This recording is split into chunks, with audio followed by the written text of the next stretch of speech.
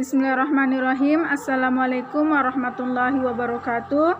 Perkenalkan, nama saya Andi Sintia dari 19 PAI 4. Di sini saya akan menjelaskan materi tentang muhsinun atau orang baik. Yang pertama yaitu pengertian muhsinun.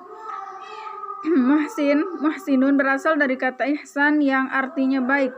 Muhsin adalah orang mukmin yang mencapai tahap ihsan sebagaimana yang diriwayatkan oleh Abu Hurairah radhiyallahu anhu, yakni seorang mukmin haruslah mengerjakan perbuatan yang baik yang disebut dengan ihsan.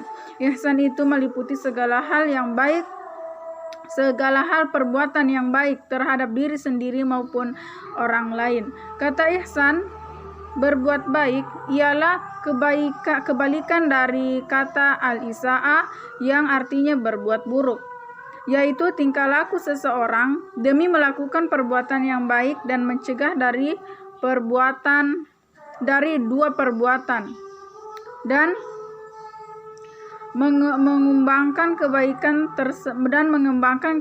kebaikan terhadap hamba Allah Subhanahu wa taala yang lainnya, baik dengan kekayaan, kemuliaan, kepandaian dan jasmaninya. Yang kedua yaitu bentuk-bentuk muhsinun. Seorang mukmin tidak meliputi sikap ihsan. Seorang mukmin tidak melihat sikap ihsan hanya sebatas etika, utamanya dapat memperbaiki tingkah laku, akan tetapi ia memandangnya sebagai bentuk dari akidahnya dan bagian terbesar dari keislamannya. Ada beberapa ungkapan-ungkapan dalam Al-Quran yang mengidentifikasikan bentuk perbuatan ihsan. Yang pertama yaitu sabar. Sabar ialah menahan diri atas sesuatu yang tidak kita sukai dengan penuh kesabaran dan kepasrahan. Seorang muslim menahan diri atas sesuatu yang tidak ia sukainya. Yang kedua yaitu menunaikan sholat. Sholat ialah ibadah yang teratur dari beberapa dan perbuatan yang dimulai dengan takbiratul ihram dan diakhiri dengan salam dengan beberapa syarat tertentu. Yang ketiga yaitu menunaikan zakat. Zakat ada menurut istilah ialah tingkatan kekayaan yang tertentu yang dibagikan terhadap orang yang berhak menerimanya dengan beberapa syarat ketentuan. Ketentuan zakat merupakan salah satu rukun Islam. Yang keempat yaitu keyakinan kepada hari akhir. Seorang muslim mengimani bahwa kehidupan dunia ini memiliki masa akhir yang tidak ada lagi dan setelahnya.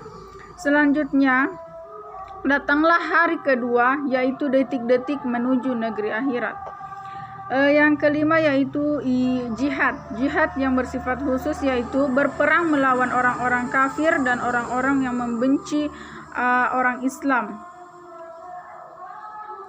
Hukumnya yaitu fardu kifayah. Yang keenam yaitu infak. Menurut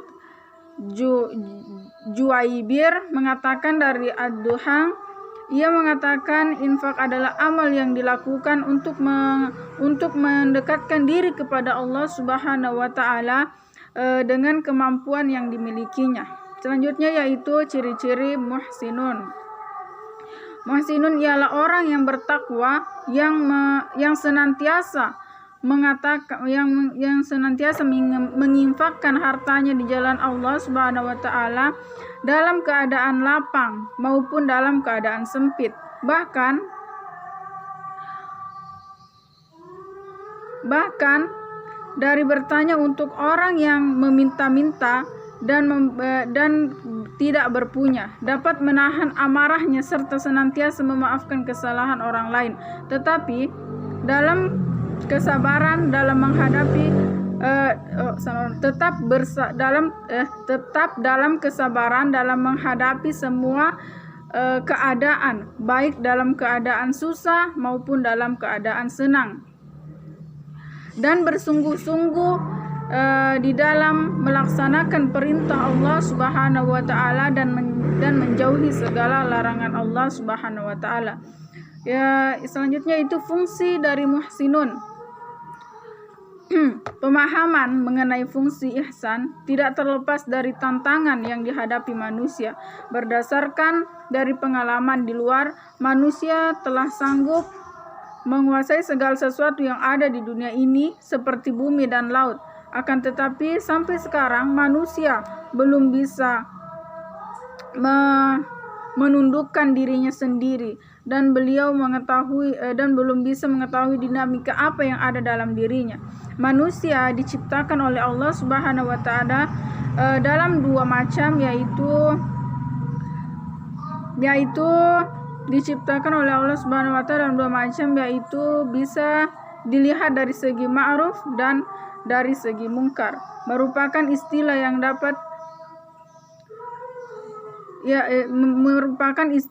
dapat dipakai untuk menentukan satu perbuatan yang dikerjakan seseorang. Inilah salah satu ciri individual manusia membedakannya dengan makhluk yang lain.